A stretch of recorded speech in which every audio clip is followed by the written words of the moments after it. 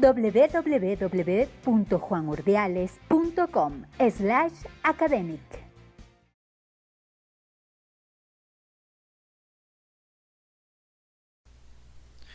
Recordando un poco los conceptos más generales acerca de las cargas, tenemos que estas pueden ser positivas o negativas, y que si fuéramos a poner dos cargas positivas una muy cerca de la otra, veríamos que existe una fuerza que trata de mantenerlas separadas.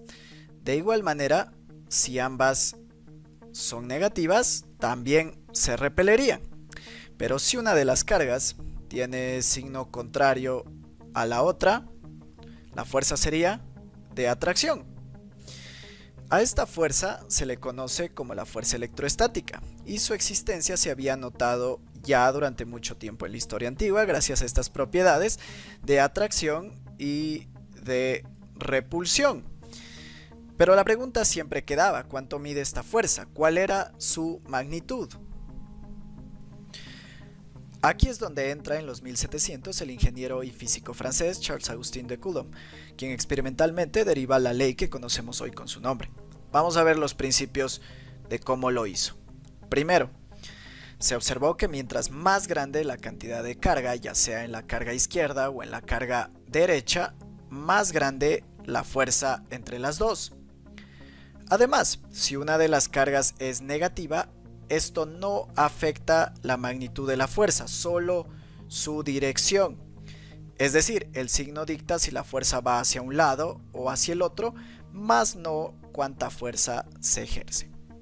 Podemos resumir esto de manera matemática como que la fuerza electroestática es proporcional a la magnitud de ambas cargas. Después, continuando con el análisis, podemos ver que la fuerza también es afectada por la distancia que separa a las cargas. Mientras más separadas están, menos fuerza de atracción o repulsión existe. Y si la distancia disminuye, la fuerza de atracción o repulsión aumenta. Es decir, la fuerza electroestática es inversamente proporcional a la distancia de separación entre las cargas. Y si algo es inversamente proporcional, lo ponemos en el denominador.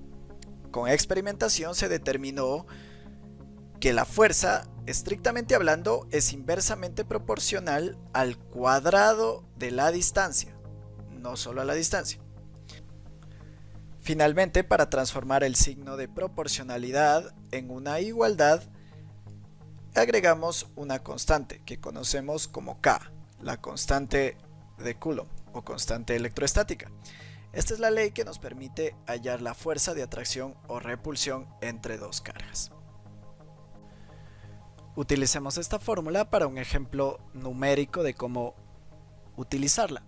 Primero, separemos nuestras cargas a una distancia de más o menos 9 centímetros y un valor de menos 9 microcoulombs para la una y 6 microcoulombs positivos para la otra.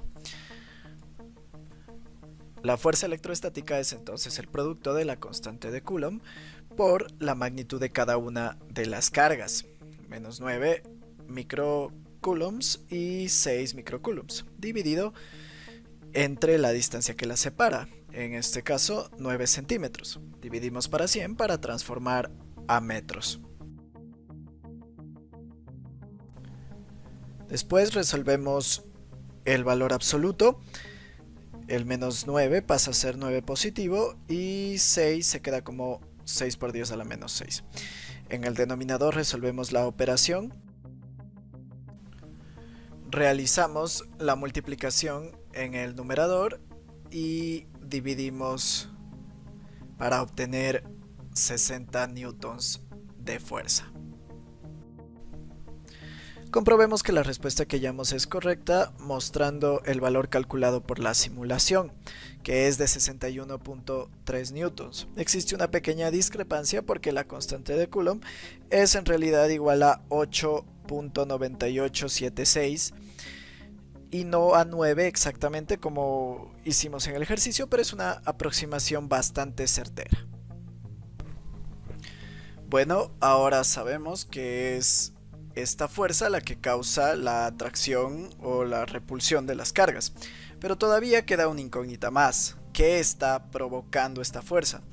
Es decir, en la realidad uno necesitaría tocar, empujar un objeto para que éste se mueva. Sin embargo, las partículas nunca están en contacto físico. ¿Cómo es que una logra ejercer una fuerza sobre la otra? ¿Qué hace aparecer esta fuerza? Es ahí donde entra la idea del campo eléctrico.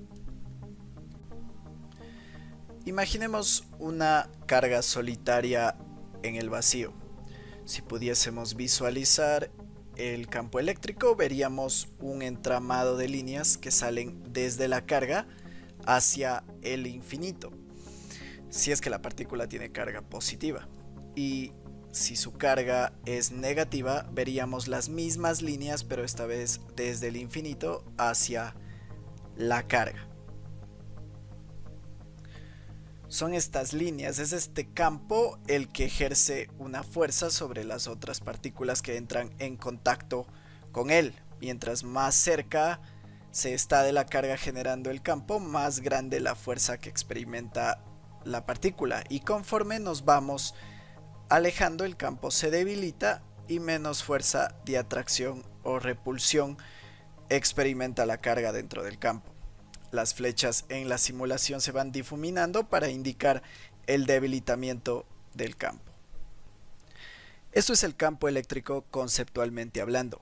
Matemáticamente viene definido como la cantidad de fuerza por unidad de carga, es decir, la división entre la fuerza que actúa sobre esta partícula amarilla y cuánta carga tiene esta misma partícula.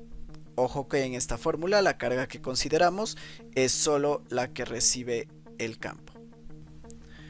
Aunque esta expresión es útil, es dependiente de que haya una partícula externa recibiendo el campo y que yo conozca con cuánta fuerza es repelida o atraída. Entonces, ¿cómo hago para calcular el campo eléctrico que genera la partícula fuente sin depender de la otra? Vamos a ver si podemos derivar una expresión para eso. Empezamos separando el numerador y el denominador, y en la fuerza electrostática reemplazamos con la ley de Coulomb que habíamos hallado hace unos minutos. Después simplificamos las cargas que están recibiendo el campo y nos queda solo la carga Q mayúscula indicada en verde, que es la que lo genera. Al final terminamos con esta expresión que nos permite hallar fácilmente cuánto campo genera una partícula a cierta distancia. Con esto concluimos el tema de la ley de Coulomb y el campo eléctrico.